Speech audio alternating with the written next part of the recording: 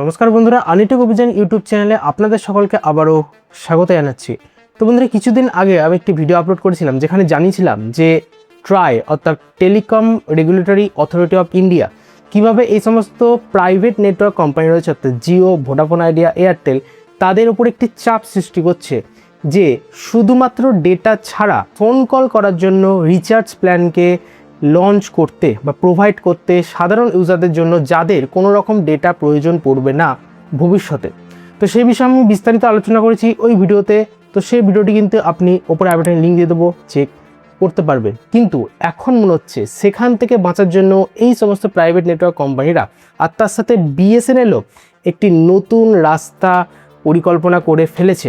আর সেটা কি দেখুন বন্ধুরা, তারা চুপি সারে এমন একটি কাজ করেছে যেটা এখন সাধারণ ইউজারদের পকেটে একটি টান পড়তে পারে।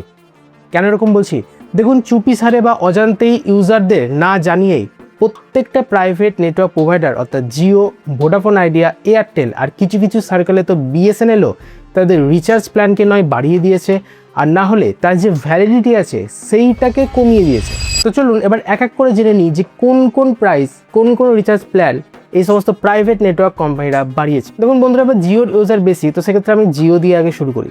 দেখুন বন্ধুরা, জিওর একটি অ্যাফোর্ডেবল রিচার্জ প্ল্যান ছিল যেটি হচ্ছে 195 টাকা ক্রিকেট প্ল্যান, যেখানে আপনি 15 জিবি ডেটা পেয়ে যেতেন, তার সাথে জিও হটস্টারের সাবস্ক্রিপশান ফ্রি ছিল। কিন্তু তার যে ভ্যালিডিটি ছিল সেটা 90 দিনের ছিল, অর্থাৎ 3 মাসের ছিল। সেখান থেকে কমিয়ে সেটিকে 30 দিন করে দেওয়া হয়েছে, অর্থাৎ পুরোপুরি 1 মাস। 2 মাস পুরোপুরি কেটে দিয়েছে জিও এখান থেকে, অর্থাৎ ডিক্রিজ করে দিয়েছে, ভ্যালিডিটি কিন্তু কমিয়ে দিয়েছে। 1 মাসের জন্য আপনাকে 195 টাকা রিচার্জ করতে হবে যদি আপনি 15 জিবি অ্যাড অন ডেটা চান বা ক্রিকেট প্ল্যান চান। এবার যদি একটি এয়ারটেলের দিকে চলে আসি, দেখুন এয়ারটেলের একটি affordable 1.5 GB per day recharge plan ছিল যেটি হচ্ছে 799 টাকা, সেটা কিন্তু তারা সরিয়ে দিয়েছে। তার বদলে 859 টাকার একটি রিচার্জ প্ল্যান ছিল যেখানে 1.5 GB per day 4G data কিন্তু আপনারা পেয়ে যেতেন, 84 দিনের ভ্যালিডিটি ছিল, আর তার সাথে SMS তো ফ্রি পাওয়াই যাচ্ছিল। কিন্তু সেই প্ল্যানটি তারা বাড়িয়ে করে দিয়েছে 899 টাকা, অর্থাৎ এখানেও কিন্তু 30 টাকার মতো তারা বাড়িয়ে দিয়েছে, এটা বোঝাই যাচ্ছে। এবার যদি একটু ভোডাফোন আইডিয়ার দিকে চলে আসি, দেখুন ভোডাফোন আইডিয়ারও কিন্তু একটি অ্যাফোর্ডেবল প্ল্যান ছিল যেটা 649 টাকা, যেখানেও একটি দিনে দৈনিক ডেটা আপনারা পেয়ে যাচ্ছিলেন, তার সাথে SMSও ফ্রি পাওয়া যাচ্ছিল।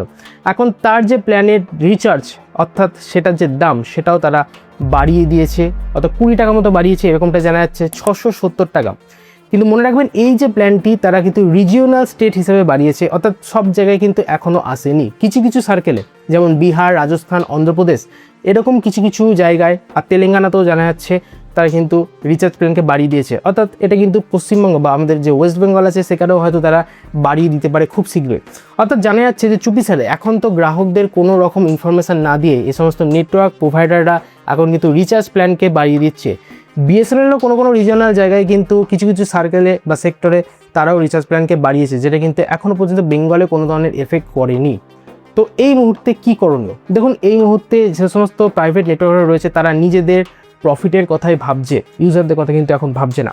দেখুন অনেকেই 5G থেকে এখন 4Gতে শিফট করছে, যেহেতু 4G প্রায় আনলিমিটেড কিছু কিছু প্ল্যানে হয়ে গেছে, কারণ 5G নিয়ে শুধু অনেক টাকা দিতে হচ্ছে এরকম ইউজাররা রিপোর্ট করছে, কারণ সেই অনুযায়ী স্পিড পাওয়া যাচ্ছে না। এবার যদি স্যাটেলাইট ইন্টারনেটের কথা বলি তাহলে সেটাও কিন্তু স্টারলিংক অর্থাৎ এলন মাস্কের যে স্টারলিংক আছে তারা কিন্তু পারমিশন পাচ্ছে না ভারতে। তার কারণ কোথাও যদি দাঙ্গা হয়, কোথাও যদি হাঙ্গামা হয়, তাহলে আইএসপি লেভেলে সেটাকে বন্ধ করা গেল, স্যাটেলাইটের থ্রু অর্থাৎ অন্য দেশের স্যাটেলাইটের থ্রু কিন্তু ভারতে ইন্টারনেট পাওয়া যেতে পারে, যেহেতু এক একটা স্যাটেলাইট ইন্টারকানেক্টেড। যদিও স্টারলিংক বিষয়ে আপনি যদি বিস্তারিত না জেনে থাকেন, ওপরে আইবাটনে একটা লিঙ্ক দিয়ে দেবো যেখানে বিস্তারিত জানিয়েছি যে স্টারলিংক কী করে কাজ করে আর স্যাটেলাইট ইন্টারনেট কী করে কাজ করে। তবে ভোডাফোনও কিন্তু স্যাটেলাইট ইন্টারনেট নিয়ে আসতে পারে আমেরিকান একটি কোম্পানির তরফ থেকে ভারতে। তো সেই বিষয়ে জানতে হলে অবশ্যই এখানে লিঙ্ক দিয়ে দেবো। তবে এখন আপাতত এটা জানা যাচ্ছে ইউজারদের কিন্তু কথা খুব একটা শুনছে না নেটওয়ার্ক প্রোভাইডাররা, তারা এখন শুধুমাত্র নিজেদের প্রফিটের কথাই ভাবছে। এখন কি হবে, কতটা এর ইম্প্যাক্ট পড়বে, বা এখন ইউজাররা কোন নেটওয়ার্ক প্রোভাইডার তাদের মোবাইলের জন্য বা কথোপকথনের জন্য বেছে নেবে সেটা তো আমরা পরেই জানতে পারবো। তবে আজকের মতো ভিডিওটা আপাতত এই পর্যন্তই ছিল। ভিডিও সম্পর্কিত কোনো মতামত বক্তব্য থাকলে নিচের কমেন্ট সেকশনে জানাতে পারেন। ভিডিও যদি ভালো লাগে, ইনফরমেটিভ মনে হয় তাহলে অবশ্যই লাইক করুন, বন্ধুদের সাথে শেয়ার করতে পারেন, সাবস্ক্রাইব বাটনটাকে প্রেস করে আমাদের এই পরিবারের সদস্য হতে পারেন, আর পাশে বেল আইকন ক্লিক করে নোটিফিকেশন অলে সেট করে দিন যাতে লেটেস্ট রিলেটেড ভিডিও সবার আগে আপনার কাছে পৌঁছে যায়। অ্যাজ অলওয়েজ যে ভালো তখন অপরকে ভালোবাসা সময় আনন্দে থাকুন। দেখা হচ্ছে আবার একটা এরকমই নতুন টপিকের সাথে পরের ভিডিওতে।